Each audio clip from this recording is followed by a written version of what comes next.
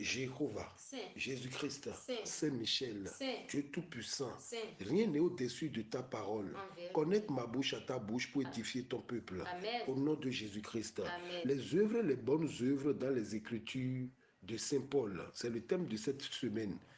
1 Corinthiens chapitre 3, verset 10 à 13 sera noté sur base. Selon la grâce de Dieu qui m'a été donnée, Oui, j'ai posé le fondement j'ai comme posé le un fondement sage comme un sage architecte, et un autre bâtit dessus. Mais que chacun prenne mais que garde chacun prenne garde à la manière dont il bâtit bâtit dessus. Car personne ne peut poser un autre fondement Waouh. que celui qui a été posé, savoir Jésus-Christ. Or, si quelqu'un bâtit sur ce fondement avec de l'or, de l'argent, des des pierres pierres précieuses, du bois, du du foin, du chaume, l'œuvre de chacun sera manifestée. Waouh. Car le jour le fera connaître parce qu'elle se relèvera dans le feu et le feu éprouvera ce qu'est l'œuvre de chacun. Merci. Alléluia. Alléluia. Les œuvres et les bonnes œuvres dans les Écritures de Saint Paul.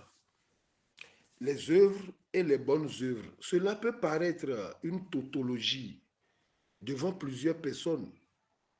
Mais cependant, ce n'est pas le cas. Ce n'est pas une tautologie, car le thème dit les œuvres et les bonnes œuvres. Ce n'est pas une tautologie. Bien-aimé, il y a une grande différence entre les œuvres et les bonnes œuvres. Vous savez, dans l'Église, il y a ceux qui font les œuvres et ceux qui font les bonnes œuvres. C'est-à-dire, il y a le zèle sans la connaissance et il y a le zèle avec la connaissance. Je vais en profondeur. Il y a la volonté de l'homme et il y a la volonté de Dieu. Il y a le plan de l'homme et il y a le plan de Dieu. Il y a la voie de Dieu et il y a la voie de l'homme. Ésaïe 55, verset 8 à 9. Car mes pensées ne sont pas vos pensées, et vos voix ne sont pas mes voix, dit l'Éternel. Autant les cieux, oui, sont élevés au-dessus de la terre. Autant mes voix sont élevées au-dessus de vos voix. Wow. Et mes pensées au-dessus de vos pensées. Église, pour faire les œuvres, nous n'avons pas besoin de Dieu, ni de sa parole. Mais pour faire les bonnes œuvres, nous avons besoin obligatoirement de Dieu et de sa parole. Je répète, pour faire les œuvres, on n'a pas besoin de Dieu ni de sa parole. Le monde fait des œuvres. Les païens font des œuvres, même des œuvres caritatives. Alléluia. Alléluia. Mais pour faire les bonnes œuvres, nous avons besoin obligatoirement de Dieu et de sa parole. Raison pour laquelle partout on parle des œuvres, on parle toujours de la foi. Or, la vraie foi, c'est-à-dire la foi authentique, est en voie de disparition aujourd'hui. Si je parle de la vraie foi, sachez que la fausse foi existe aussi. La vraie foi vient de la parole de Dieu. Romains 10, le verset 17. Lisez Romains 10, verset 17. Ainsi, la foi vient de ce qu'on entend, et ce qu'on entend vient de la parole de Christ. Waouh! Si la vraie foi vient de ce qu'on entend, vous connaissez déjà comment vient la fausse foi. Et pour bien édifier, je dirais, la vraie foi ne vient pas de ce que l'on entend. Par contre, la vraie foi vient de ce que l'on écoute, car tu peux m'entendre sans m'écouter. Donc, celui qui n'écoute pas Dieu fera des œuvres, mais pas les bonnes œuvres. Jérémie 21, verset 11. Et tu diras à la maison du roi de Juda, écoutez la parole de l'Éternel. Écoutez-la, il n'a pas dit entendez la parole de l'Éternel, mais écoutez la parole de l'Éternel. Aujourd'hui à l'église, nous entendons la parole de Dieu sans écouter Dieu. Nous entendons la parole de Dieu sans écouter la parole de Dieu. Alléluia. Alléluia. les œuvres et les bonnes œuvres dans les Écritures de Saint Paul. Bien-aimés, les œuvres peuvent être vues avec les yeux physiques. Cependant, on voit les bonnes œuvres avec les yeux du cœur. Le cœur aussi a des yeux.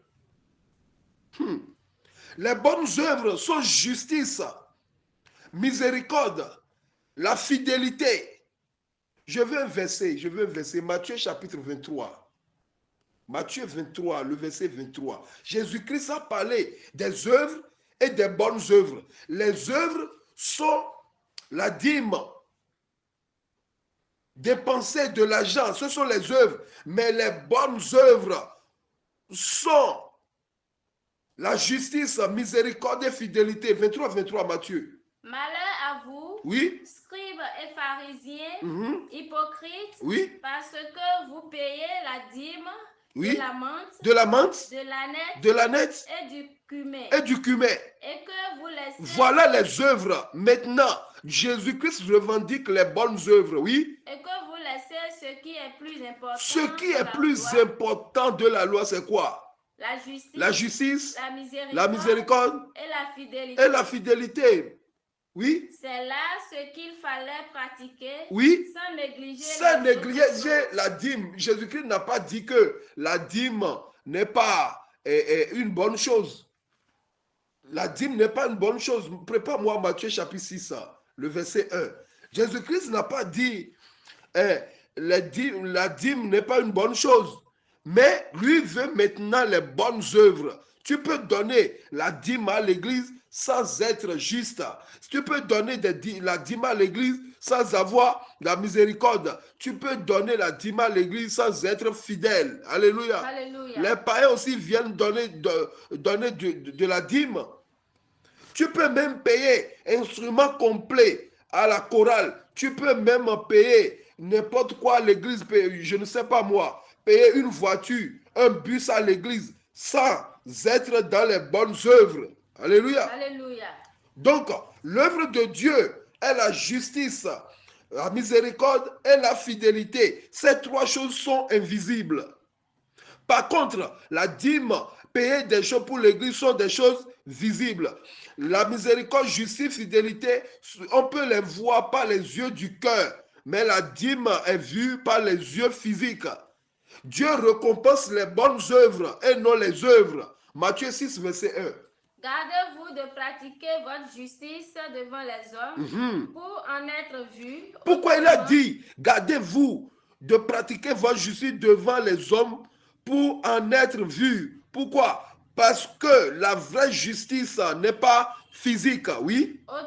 Autrement, vous n'aurez point de récompense auprès de votre Père qui est dans les cieux. Merci. Alléluia. Alléluia. Mais avant tout, parlons un peu de la justification. Car sans la justification, aucune œuvre ne sera bonne. Il faut être justifié d'abord, oui. Parce que tu peux payer n'importe quoi à l'église, tu peux même payer la parcelle de l'église. Si tu n'es pas justifié, mais tu seras comme Caïn.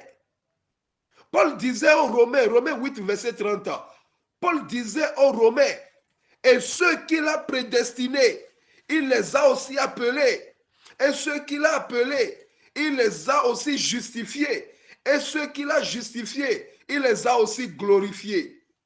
Vas-y. Romains 8, verset 30. Et ceux qu'il a prédestinés, oui, il les a aussi appelés. Donc, on commence par la prédestination. Et ceux qu'il a appelés, on vient dans l'appel, oui. Il les a aussi justifiés. Après l'appel, maintenant, c'est la justification. Et ceux qu'il a justifiés, oui, il les a aussi glorifiés. Vous voyez, les 4 étapes là, on commence bien par la première étape, qui est prédestination. Deuxième étape, appelé. Mais troisième étape, là, on est foutu. On est à l'église sans être justifié. Nous nous appelons toujours encore pécheurs. Or que quelqu'un qui est justifié n'est plus pécheur. Il commet des erreurs, mais il n'a plus le péché en lui, car on l'a déjà justifié. Église, réveille-toi. Il ne faut pas t'accrocher au psaume 51. lis Somme 50 du matin jusqu'au soir, ne te justifiera point. David même dit, lave-moi et je serai pur. C'est-à-dire, ce n'est pas moi-même qui vais me laver, mais lave-moi, c'est toi qui laves les gens. Lave-moi et je serai pur. Alléluia. Alléluia. Donc, celui qui n'est pas justifié n'aura pas l'approbation de Dieu.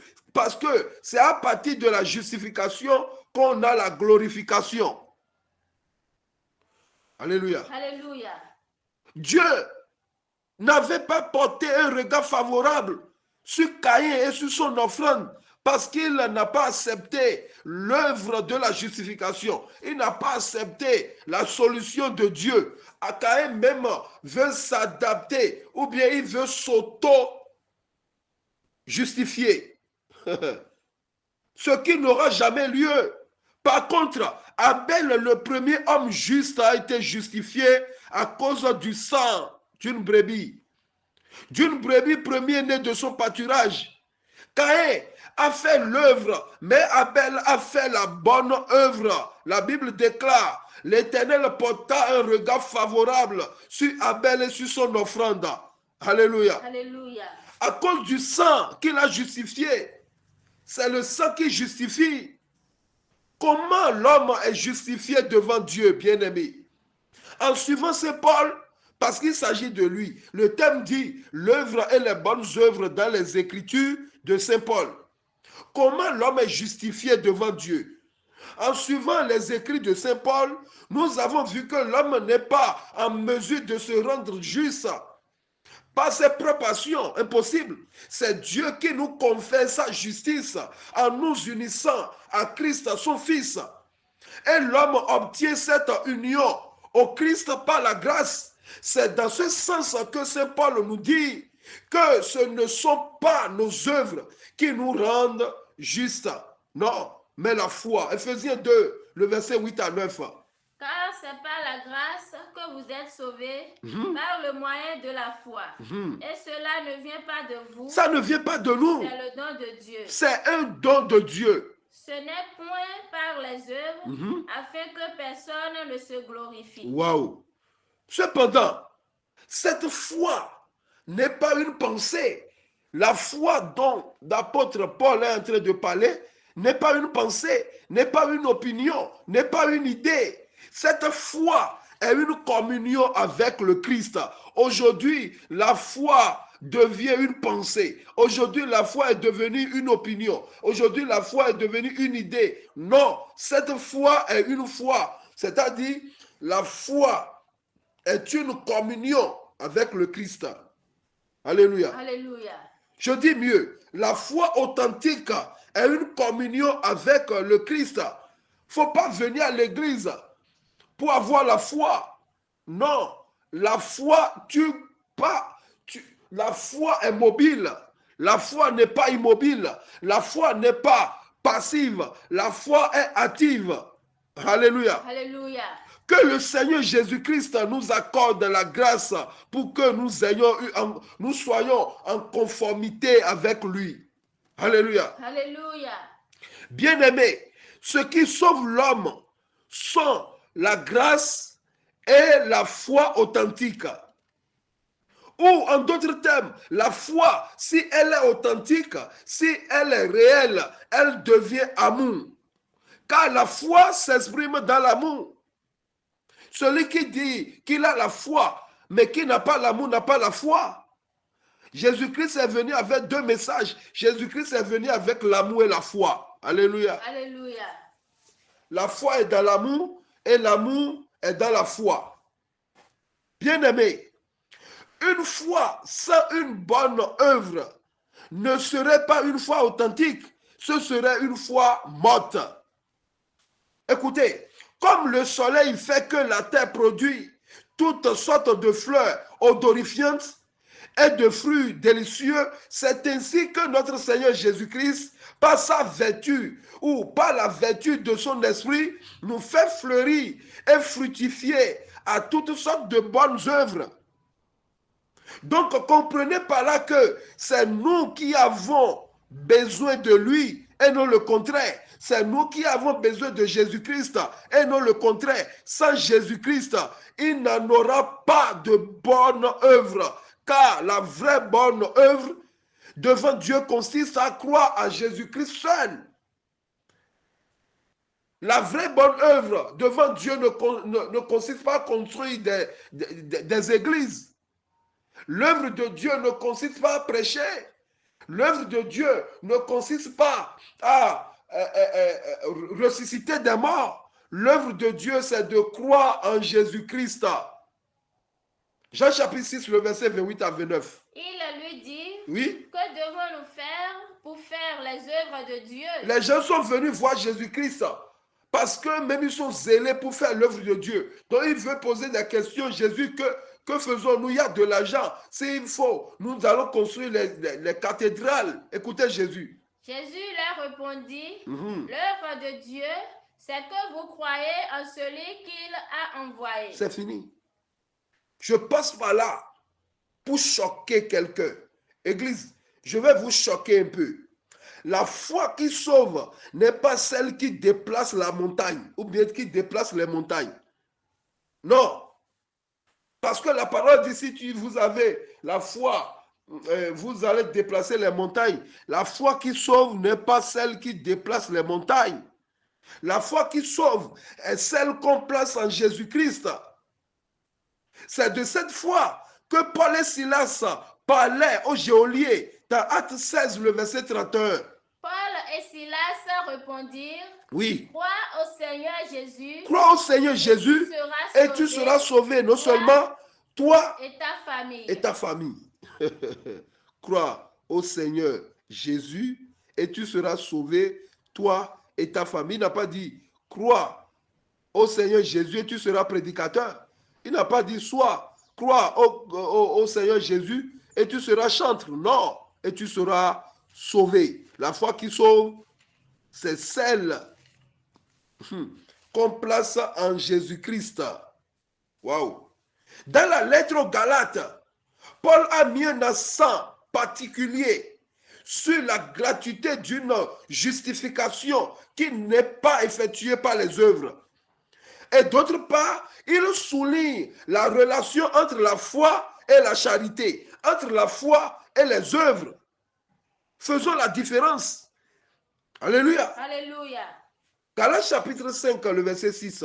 Car en Jésus-Christ, ni la circoncision, ni l'incirconcision n'a de valeur, mais la foi qui est agissante par la charité. C'est-à-dire, dans le Christ Jésus, peu importe que l'on ait ou non reçu la circoncision, ce qui importe, c'est la foi agissant par l'amour.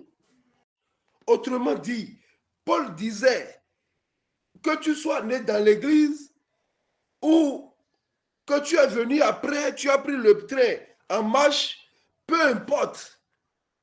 Ce qui importe maintenant, c'est la foi agissante par l'amour. C'est tout. Je suis né dans l'église, je suis là avant lui, peu importe. En conséquence, d'un côté, il y a les œuvres de la chair.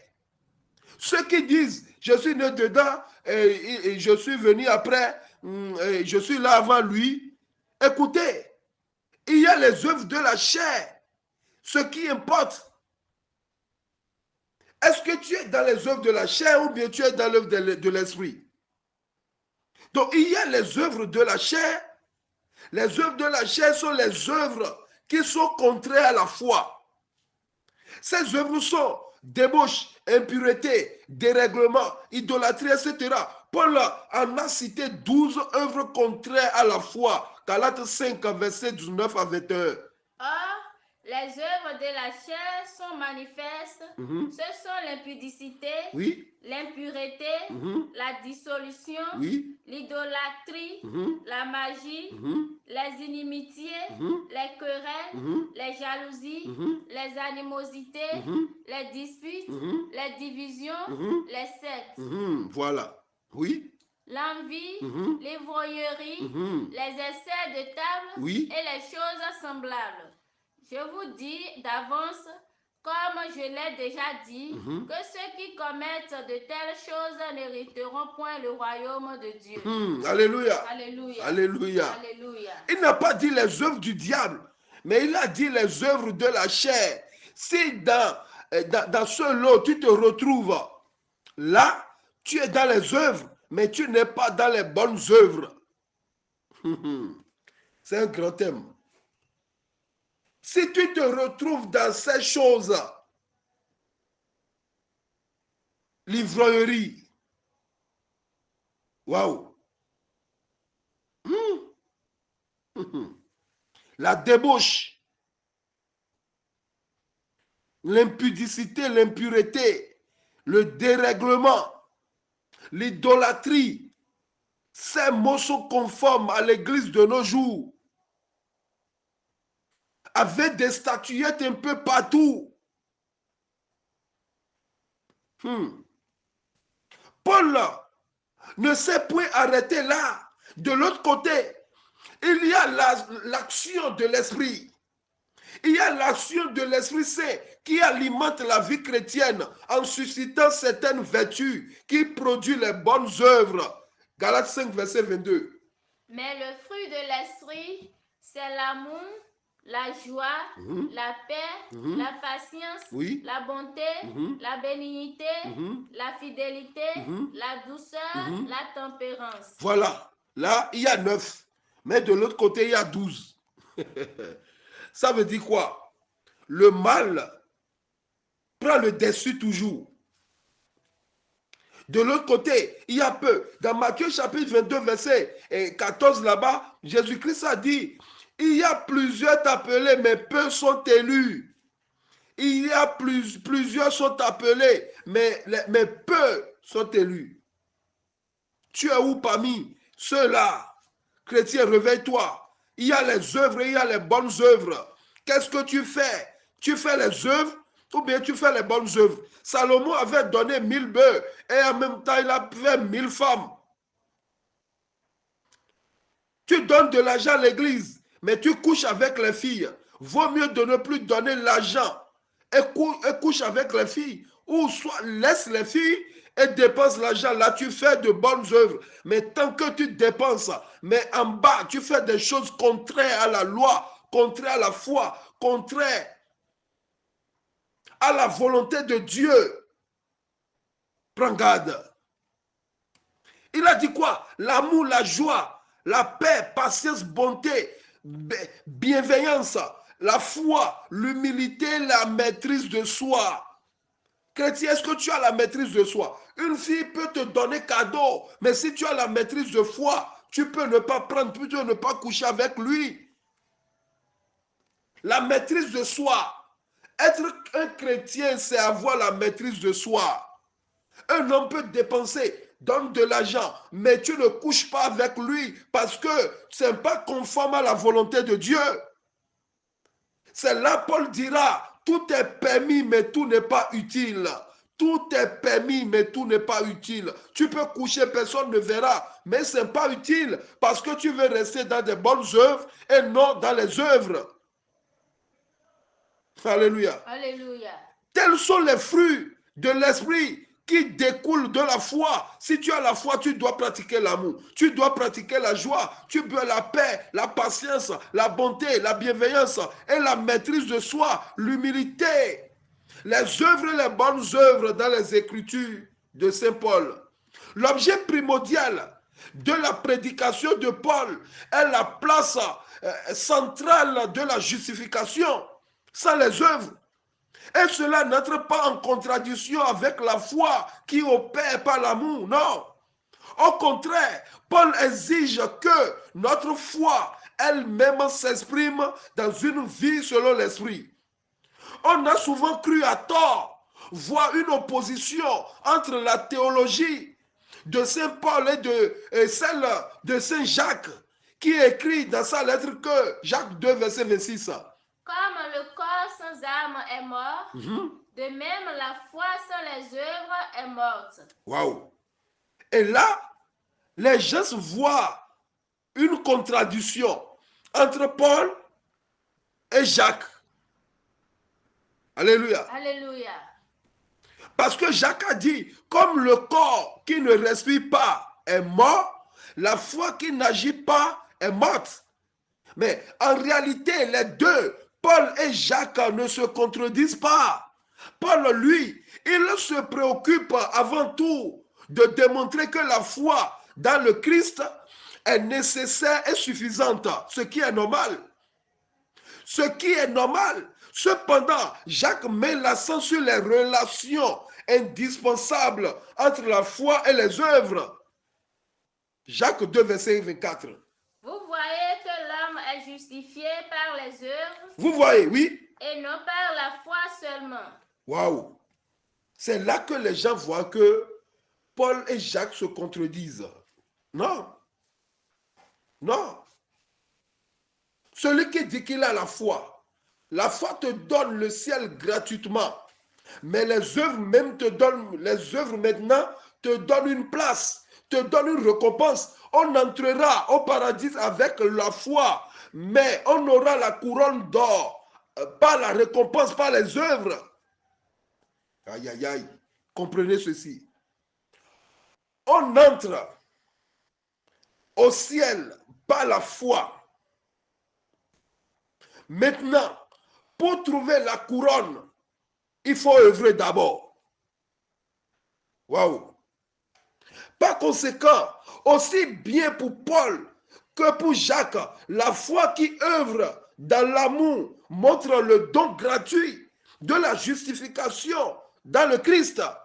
Car c'est l'action de Dieu qui produit en nous la volonté et l'action, parce qu'il veut notre bien. Philippiens 2, verset 12 à 13. Ainsi, mes bien-aimés, oui, comme vous avez toujours obéi, travaillez à votre salut avec crainte et tremblement. C'est ça, travaillez à votre salut. Avec quoi? Crainte et tremblement. Ne dites pas que Jésus-Christ a déjà payé le prix du péché que j'avais commis, du péché que je commets et du péché que je vais commettre devant. Non. Avec crainte et tremblement, oui. Non seulement comme en ma présence, mais bien plus encore maintenant que je suis absent. Car c'est Dieu qui produit en vous le vouloir et le faire. Voilà. Selon son bon plaisir. Selon son bon plaisir. Le vouloir et le faire. Alléluia. Alléluia. On peut faire les œuvres avec la pagaille. On peut faire les œuvres avec la rébellion. On peut faire les œuvres avec le vol, avec la négligence. Mais si vous voulez travailler pour être couronné demain, faites les bonnes œuvres. Les bonnes œuvres se font sans murmure. Verset 14-15. Faites toutes choses sans murmure ni hésitation. Oui. Afin que vous soyez irréprochables et puis des enfants de Dieu irrépréhensibles au milieu d'une génération perverse et corrompue. Oui. Parmi laquelle vous brillez comme des flambeaux dans le monde. Waouh. C'est costaud. Des enfants de Dieu irrépréhensibles au milieu d'une génération perverse et corrompue. Waouh. Les bonnes œuvres sont en voie de disparition. Église. Personne ne visite plus les orphelins. Personne ne visite plus les prisonniers. Mais on construit des ciments sur ciment. La perversion et la corruption bat le plein. Et le compromis devient le permis aujourd'hui à l'église. Paul nous exhorte à faire les bonnes œuvres que le Seigneur Jésus-Christ nous a recommandées, que d'être le sel et la lumière pour cette génération perverse. Il a parlé de deux choses, d'être le sel et la lumière. Chers frères et sœurs en Christ, il faut être le sel d'abord avant d'être la lumière. Oui. Or, dans nos églises, le sel perd sa saveur. Pour garder la saveur et faire les bonnes œuvres, nous devons porter la parole de vie. Sinon, autrement, nous sommes dans la distraction. Philippiens 2, le verset 16. Portant la parole de vie. Portant la parole de vie. Quelqu'un qui veut faire les bonnes œuvres doit porter la parole de vie. Portant la parole de vie. Et je pourrais me glorifier maintenant. Je viens. On t'appelle l'évangéliste. Tu n'as pas la parole de Dieu en toi. Tu dis que tu es berger, tu es pasteur. Tu n'as pas la parole de Dieu en toi. Comment tu peux te glorifier en mettant la grade, je dis le grade, en mettant des toges, en mettant des accoutrements que tu es pasteur, tu es chargé. Chargé de quoi? Il dit, portant la parole de vie, et je pourrais me glorifier, oui, au jour de Christ. De n'avoir pas couru en vain, ni travaillé en vain. Oh Seigneur, aie pitié de nous. Nous courons en vain, nous travaillons en vain. Sans la parole de Dieu, c'est la distraction, bien-aimé. C'est danser, fatiguer, transpirer, manger, vomir, chier. C'est tout. La vie est monotone. À l'église aujourd'hui, regardez la monotonie. On fait des collectes 2 heures du temps, mais on prêche 15 minutes, 20 minutes, 30 minutes. Portant la parole de vie, je pourrais me glorifier au jour de Christ, de n'avoir pas couru en vain, ni travaillé en vain. Cher bien-aimé, celui en qui Christ n'est pas, ne fera jamais les bonnes œuvres, mais il fera les œuvres. Et rien que les œuvres mortes. Si Jésus-Christ n'est pas dans quelqu'un, il fait seulement des œuvres, mais des œuvres mortes. Se laver dans la brousse ou sur le carrefour à 1 heure du matin, aller prier dans les cimetières, aller au bord de la mer pour le renversement de mort, etc. Église, réveille-toi. Jésus-Christ ne t'envoie pas dans des brousses pour aller faire des travaux occultes. Réveille-toi. Chaque mois, tu vas te laver au bord de l'eau, je ne sais pas, l'eau de ruissellement ou je ne sais pas moi. Réveille-toi, ce n'est pas pour ça que Christ est mort. Celui qui vit dans ces choses détruit l'œuvre de la croix et bientôt le propriétaire du champ, Dieu, prendra une décision inopinée comme celle-ci. Luc 13, le verset 6. Il dit aussi cette parabole. Oui. Un homme avait un figuier planté dans sa vigne. C'est Dieu le propriétaire du champ, oui. Il vint pour y chercher du fruit et il n'en trouva pas. Il n'est pas venu pour chercher les feuilles, ni chercher tiges, ni les branches, mais il vient spécialement pour le fruit, pour les bonnes œuvres, oui. Mais il n'en trouva point. Mais il n'en trouva point. Le fruit, c'est les bonnes œuvres. Les feuilles sont les œuvres. Alléluia. Alléluia. Les feuilles sont les œuvres, mais les fruits sont les bonnes œuvres. Or, Dieu veut les fruits, Dieu veut les bonnes œuvres, et non les feuilles, les œuvres. Mais comme les fruits n'ont pas tenu la promesse des fruits, je dis bien, mais comme les fruits n'ont pas tenu la promesse des feuilles, le vigneron a pris une résolution. Écoutez, le verset 7. Alors il dit au vigneron, voilà 3 ans que je viens chercher du fruit à ce figuier. Le vigneron, c'est Jésus-Christ. Dieu dit à Jésus-Christ, voilà 3 ans qu'il est dans l'église.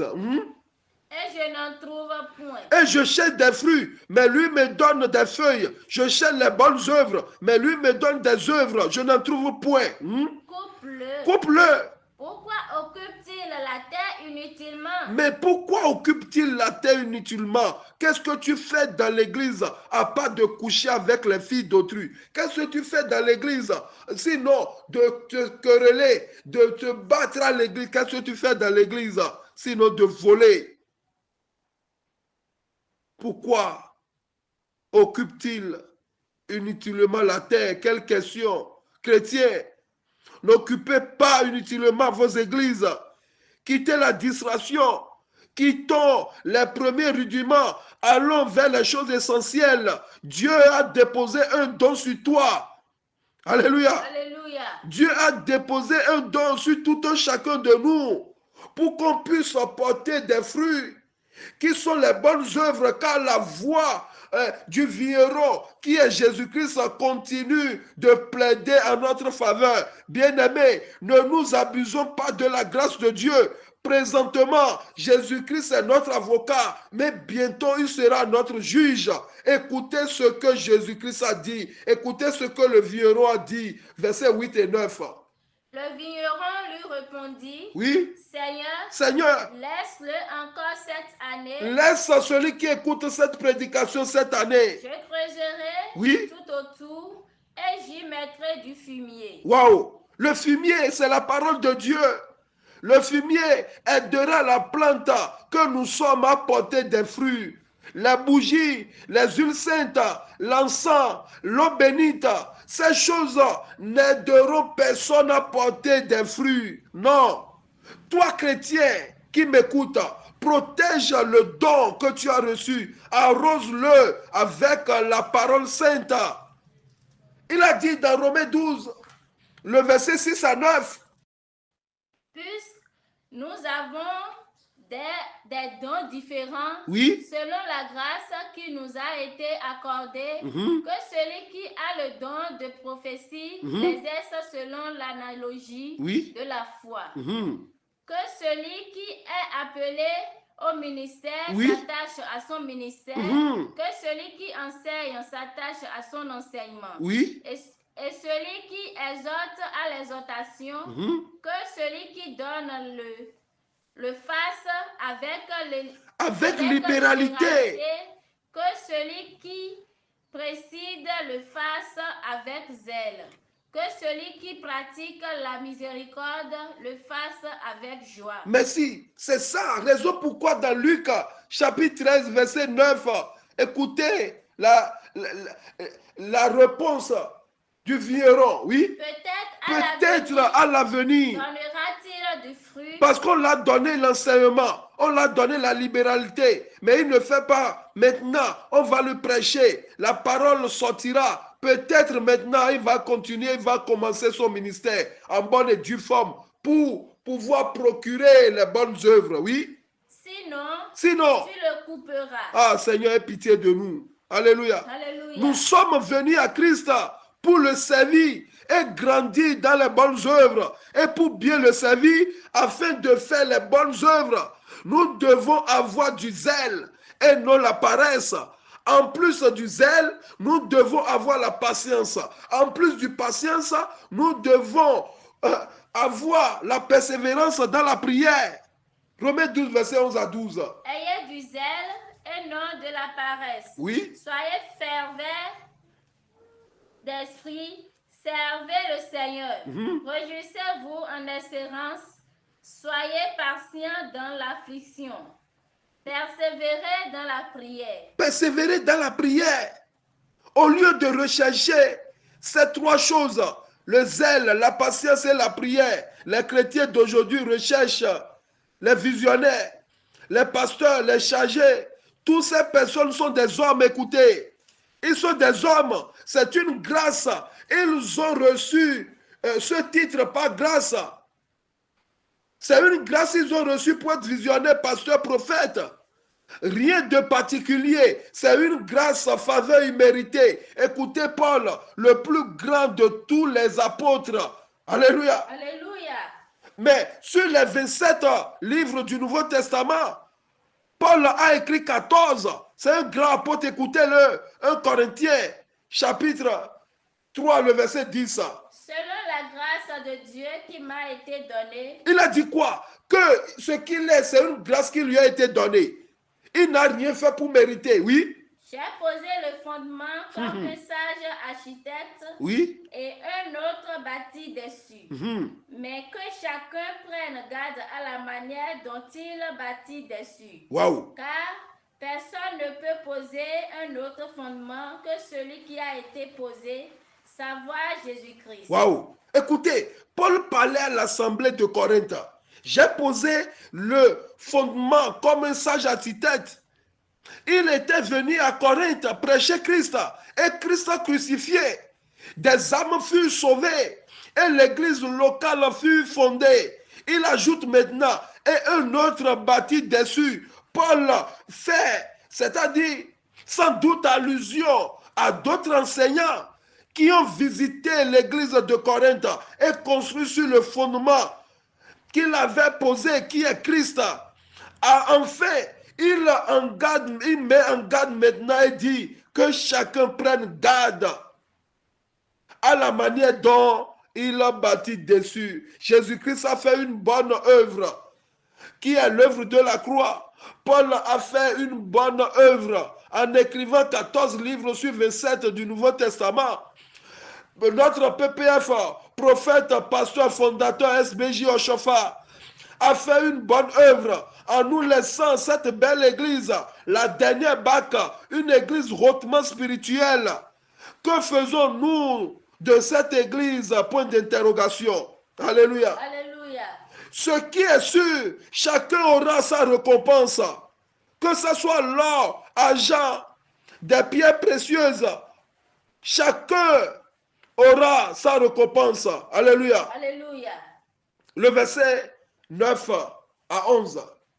1 Corinthiens, chapitre 6. Ne savez-vous pas que les injustes n'hériteront point le royaume de Dieu? Ne vous y trompez pas, ni les impudiques, ni les idolâtres, ni les adultères, ni les efféminés, ni les infâmes, ni les voleurs, ni les cupides, ni les ivrognes, ni les outrageux, ni les ravisseurs n'hériteront le royaume de Dieu. Et c'est là ce que vous étiez. Merci. Raison pourquoi Paul a cité 6 choses. L'or, argent et pierres précieuses. Ce qui est sûr, chacun aura sa récompense. Alléluia. Alléluia. Si nous prenons l'or, l'argent et pierres précieuses, ce sont les bonnes œuvres. Ceux-là auront la couronne d'or comme récompense, a dit 2 Timothée 4, 8 là-bas. Mais du bois, le foin, du chaume, sont ceux qui pratiquent les mauvaises œuvres, telles que la méchanceté, l'orgueil, l'égoïsme, l'impureté, l'impudicité, le vol et la débauche, la prosélytisme, l'homosexualité, les bisexuels, la pédophilie, la franc-maçonnique. Ceux-là auront pour récompense la géhenne. Soyez bénis. Amen. Au nom de Jésus-Christ, Amen. Jéhovah. Saint. Jésus-Christ, Saint. Saint-Michel, Saint. Dieu Tout-Puissant, Saint. ta parole vient d'être libérée. Amen. Seigneur, accorde-nous la grâce de faire les bonnes œuvres. Seigneur, aide-nous à emboîter tes pas. Amen. Au nom de Jésus-Christ. Amen. Amen. Amen. Amen. Au nom de notre Seigneur Jésus-Christ.